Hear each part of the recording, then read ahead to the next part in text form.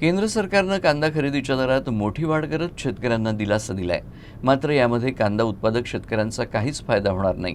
कांद्याचा 1 क्विंटलचा उत्पादन खर्च 1700 ते 1800 रुपये आणि सरकारनं 1580 रुपये निर्धारित मूल्य ठरवून पुन्हा एकदा शेतकऱ्यांच्या तोंडाला पानं पुसली आहेत, अशी टीका शेतकरी नेते रविकांत तुपकर यांनी केली आहे। कांद्यावरील निर्यात बंदी हटवून जास्तीत जास्त कांदा सरकारनं निर्यात करावा, अशी मागणी देखील रविकांत तुपकर यांनी केली आहे। नाशिक जिल्ह्यातल्या रब्बीच्या कांद्यासाठी सरकारनं 1580 रुपये निर्धारित मूल्य घोषित केलेलं आहे आणि 26/5/2026 पासून हा GR लागू केलेला आहे। वास्तविक पाहता कांदा हा काही फक्त नाशिक जिल्ह्यात तयार होत नाही, तर महाराष्ट्रातल्या अनेक जिल्ह्यांमध्ये कांदा तयार होतो। मग हा GR फक्त नाशिक जिल्ह्यासाठीच का काढला, हा खऱ्या अर्थानं प्रश्न आहे। आणि आता हा GR काढला, पण याच्या आधी शेतकऱ्यांचा कांदा पड्या भावानं मार्केटमध्ये गेला, कांदा शेतकऱ्यांना फेकून द्यावा लागला।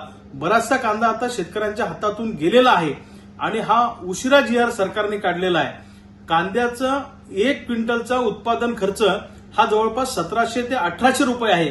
मग 1580 रुपये निर्धारित मूल्य करून प्रोडक्शन कॉस्ट सुद्धा भरून निघणार नाही, अशी परिस्थिती आहे।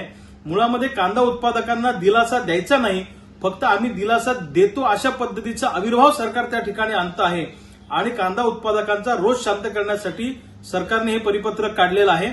मुळामध्ये सरकारला खरोखर जर कांदा उत्पादकांचा फायदा करायचा असेल तर कांद्यावर निर्यात बंदी न लागता कांदा हा निर्यात केला पाहिजे परदेशामध्ये आणि किमान 2 ते 2500 रुपये प्रति क्विंटलनी कांदा सरकारने खरेदी केला पाहिजे आणि पहिल्या, दुसऱ्या, तिसऱ्या क्वालिटीचा सुद्धा सगळा कांदा खरेदी केला पाहिजे, तरच येऊ शकतं।